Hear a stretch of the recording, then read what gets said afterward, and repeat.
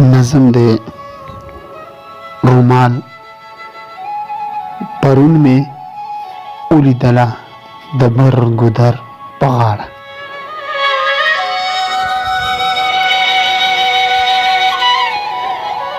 پرون می ولیدله د بر ګودر په غاړه، څه وارخطا غوندې وه، څه وارخطا غوندې شوه، یو دم بېواکه شوله.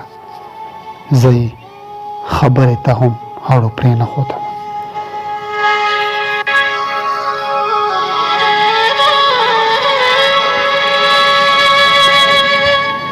زه یې خبرې ته هم اړو پرېنښودمه چې زر یې منډه کړله.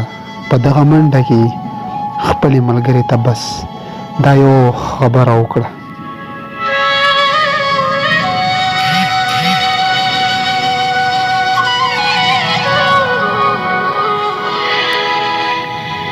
په دغه منډه کې خپلې ملګرې د بس دا یو خبره وکړه چې دا خط ونیسه، خو بیا زما طرف ته یې ګوته ونیوله چې دا هغه ته ورکړه.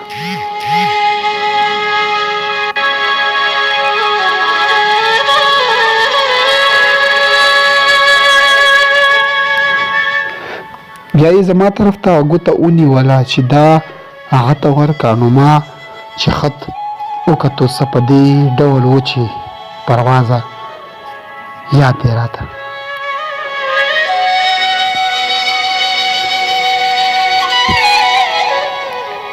نو ما چې خط وکتو نو څه په دې ډول و چې پروازه یاد دی راته، ستا رالېږلی رومال، ستا هغه ښکلی رومال، خو لا هم هغسې دی ساده باده پروت دی، لا مې ګل کړی نه دی.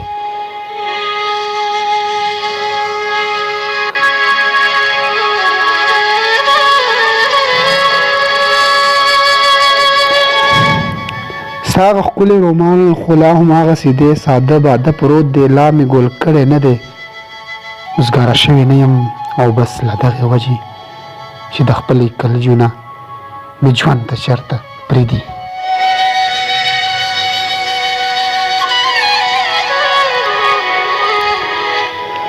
څوک رانه څڼې غواړي، څوک مشکڼې غواړي، څوک رانه څڼې غواړي، څوک رانه څڼې غواړي، د چا بنګړي په کار دي، د چا ځونډي په کار دي، څوک امیلونه غواړي او څوک ګلونه غواړي.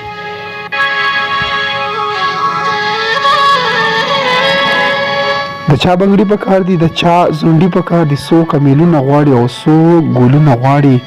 خو ته خفه چې نه شي، ستا دغه ښکلی رومال، ستا رالېږلی رومال.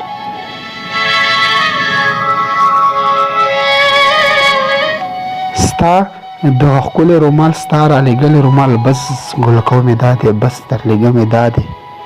خو چې در ورسېږي د دې رومال سره به خوا کې یو خط هم پروت وي.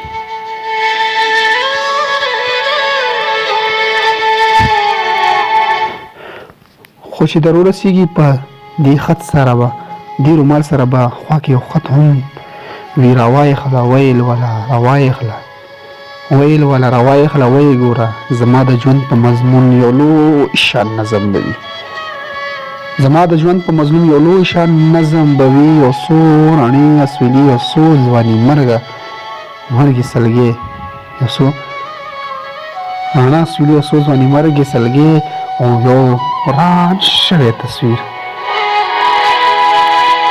او یو وران شوی تصویر که ته یې ګورې که نه، خو بس نچوړې دا دی، خو بس نچوړې دا دی، خو بس نچوړې دا دی. دلته نور مه راځه نور، او دا عنوان یې دی چې پروازه ور یې کړمه، پروازه ور یې کړمه، پروازه ور یې کړمه، پروازه ور یې کړمه، پروازه ور یې کړمه.